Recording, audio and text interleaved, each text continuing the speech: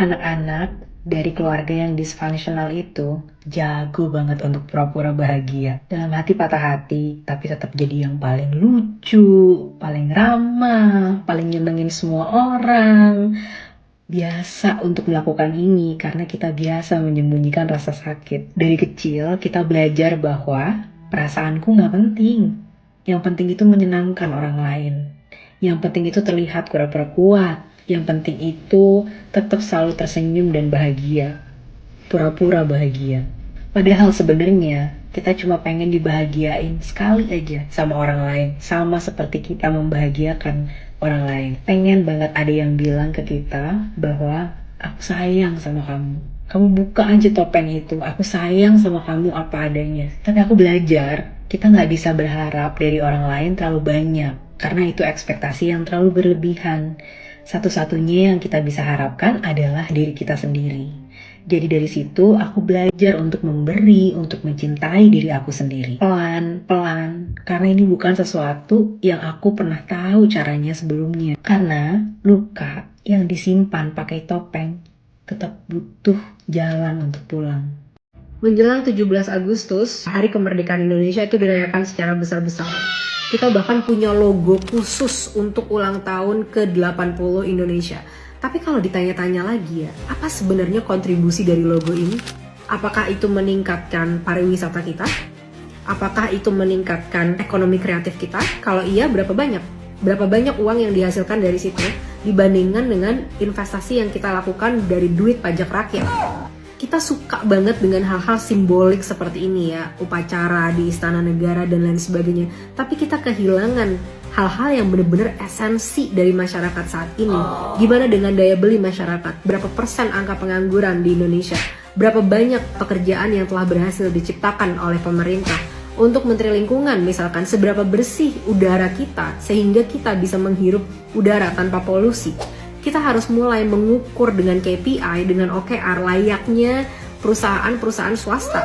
Perusahaan swasta tujuannya cuma untuk mencapai keuntungan, sementara pemerintah itu bekerja untuk meningkatkan level kemanusiaan dari masyarakat.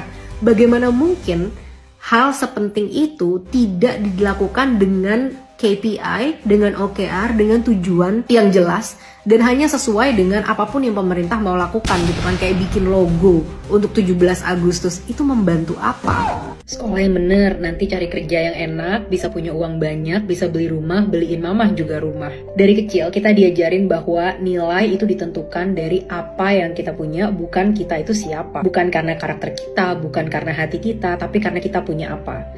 Dulu waktu aku kerja di Kuala Lumpur, hampir semua tuh aku kirim ke rumah. Tapi saat aku pulang, mamaku malah membanggakan teman aku yang nganterin ke rumah karena mobilnya bagus. Padahal teman aku itu baru curhat sama aku kalau dia tuh nggak mampu bayar dan dia mau ngembaliin mobil itu gitu. Jadi semua itu dinilai dari kita itu kelihatannya kaya atau enggak di Indonesia. Bukan cuma ambisi, ini adalah bibit budaya materialisme di pendidikan, di keluarga, di kantor. Anak diajarin untuk sukses tapi nggak pernah diajarin untuk jujur. Yang penting ranking, yang penting banggain orang tua. Caranya penting. Korupsi di Indonesia bukan cuma di politik, tapi juga tumbuh di rumah, di ruang tamu, di meja makan. Yang anak-anak ini akhirnya jadi pejabat, jadi pemimpin, jadi orang-orang penting yang mungkin mereka kaya raya tapi jiwanya kosong dan nilai di hatinya tuh kosong. Kita diajarin untuk yang penting itu keberhasilan, bukan kebenaran. Kenapa korupsi merajalela? Karena budaya nyembah uang, budaya materialisme yang udah besar banget ditanamin dari kita sejak kecil. Saatnya kita putus budaya ini. Ajarkan anak-anak kita bahwa mereka berharga bukan karena apa yang mereka punya. Mereka berharga karena mereka adalah manusia yang jujur, mereka manusia yang tangguh, dan mereka adalah manusia yang penuh nilai. Di sini perubahan dimulai. Berapa tahun ini kita ngelihat konflik yang luar biasa besar di Timur Tengah antara Palestina dan Israel. Ini benar-benar konflik antara keadilan dan kekuasaan. Tapi akhirnya kita semua bisa mendapatkan kabar yang sangat bahagia, yaitu kemerdekaan Palestina, kedaulatan Palestina akhirnya sudah diakui, teman-teman. Palestina sudah lama menjadi negara dengan wilayah yang diduduki dan tidak berdaulat. Banyak banget pelanggaran-pelanggaran, bahkan pembunuhan kepada masyarakat sipil, ibu-ibu, anak-anak. Yang waktu perang-perang itu terjadi, banyak banget pasti dari teman-teman yang gak bisa tidur gitu ngelihat kejadian ini dan betapa menyedihkannya gitu. Karena kita sama-sama manusia, walaupun mereka berada jauh di sana, tapi kita ikut merasakan hancur gitu ngelihat bagaimana perlakuan terhadap rakyat Palestina.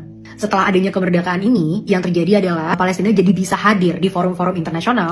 Mereka juga jadi bisa berdiplomasi secara aktif, menyuarakan apa yang terjadi, dan mungkin ini juga akan bagus untuk nanti bisa dunia internasional ikut menekan gitu ya, untuk adanya penyelesaian konflik ini yang semoga dengan cepat dan selesai, udah gitu, bisa hidup dan tenang dan damai rakyat Palestina yang selama ini udah menderita banget.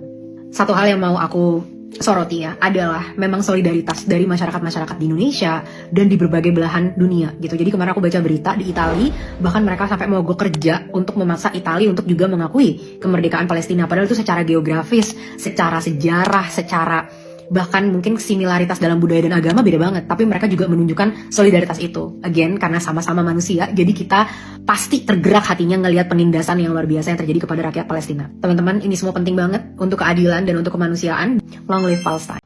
Dari kecil, perasaan aku tuh gak pernah benar-benar didengar. Papaku gak hadir, dan dia udah membuat aku patah hati ratusan kali dari waktu aku kecil. Gimana dengan mamaku? Mamaku waktu itu sebagai single mom, dia sibuk kerja, dia juga sibuk ngurus suami barunya, dia sibuk lah pokoknya ngurusin semuanya. Dan gimana kalau aku marah? Misalkan aku mau bilang, Mama kenapa sih gak punya waktu buat aku?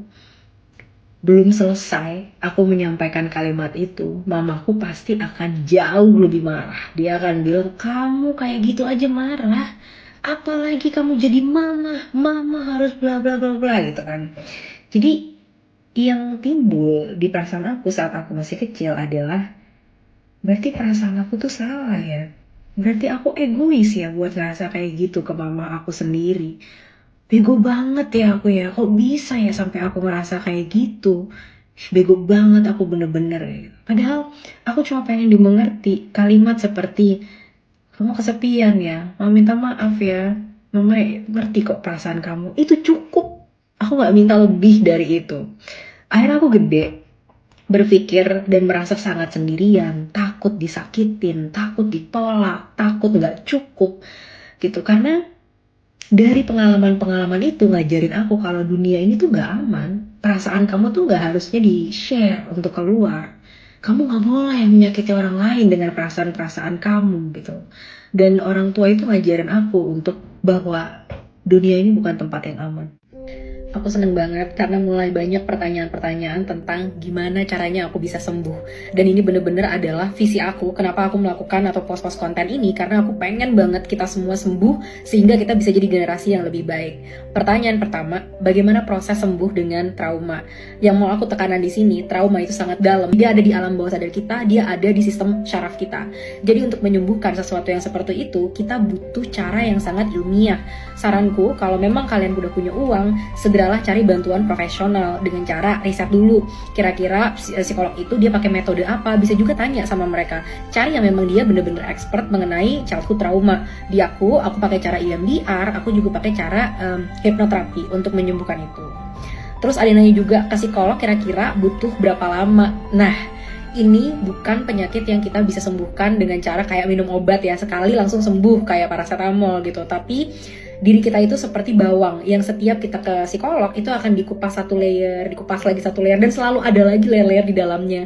Apalagi kalau memang traumanya sedalam itu di dalam pengalaman hidup kita gitu ya. Jadi semakin dalam traumanya ya semakin akan banyak layer-layer yang harus bener-bener dikupas. Di aku sendiri, aku udah 8 tahun pergi ke psikolog. Jadi mungkin yang awalnya tuh aku bener-bener sering dan sangat konsisten karena saat itu aku lagi depresi, dan sekarang mungkin aku bisa setahun sekali gitu karena saat ada trigger aja atau saat aku pengen mengembangkan diri tapi kok kayaknya ada blockage nih di pikiran aku. Nah itu aku akan ke psikolog lagi. Jadi lihatlah perjalanan kita untuk sembuh ke psikolog itu sebagai sesuatu yang memang adalah perjalanan kita untuk mengenal diri dan mengembangkan diri, dan itu akan seumur hidup. Itu salah satu cara aja gitu untuk mencapai diri kita yang the best version gitu. Child free adalah keputusan yang paling bertanggung jawab yang bisa diambil oleh seorang individu saat dia memang belum siap untuk punya anak. Aku dulu takut banget dengan pernikahan karena aku takut mengulang apa yang pernah terjadi kepada hidupku di waktu aku kecil. Takut menikah bukan cuma karena aku tidak ketemu dengan orang yang baik, Tapi aku pernah melihat yang disebut dengan cinta menjadi tekanan, pintu dibanting, pemukulan, dan perlakuan-perlakuan abusive lainnya. Menurutku, pernikahan adalah sesuatu yang sangat-sangat menyeramkan. Takut punya anak bukan karena aku egois, tapi justru karena aku tidak mau mewarisi rasa sakit yang pernah aku rasakan ke anak-anakku nanti. Aku pernah merasakan tidak pernah dipeluk oleh orang tua, selalu diberikan kata-kata yang sangat menyakiti, tanpa rasa pelukan, tanpa rasa aman di rumah. Dan aku tahu itu ada di dalam memoriku, dan aku takut sekali apabila anakku bisa merasakan 1% aja dari apa yang dulu aku rasakan. Aku takut aku menjadi seperti mereka, marah saat lelah, diam saat anak butuh bicara, menyakiti tanpa pernah sadar. Aku tahu tidak semua pernikahan akan menyakitkan, tapi bagaimana jika aku belum sembuh? Bagaimana jika aku salah memilih pasangan? Saat aku berpikir tentang punya anak, gimana kalau aku belum bisa jadi orang tua yang hadir sepenuhnya untuk anak-anakku?